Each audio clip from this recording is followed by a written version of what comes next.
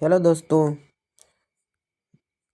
आप भी Realme phone में साइट वाले से कट रहा है तो आपको इधर नीचे तीन तीन बटन वाला करना है यहाँ पे।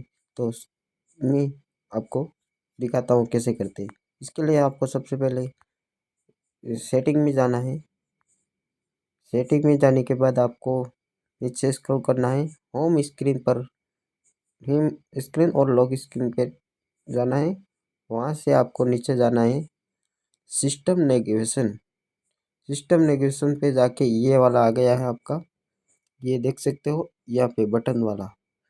आपको किस तरह का बटन रखना है साइड में, ये तो चलो मैं ये रख के देख बता सकता। कोई ये कट्टे वाला हो गया, ये तीन बटन वाला हो गया।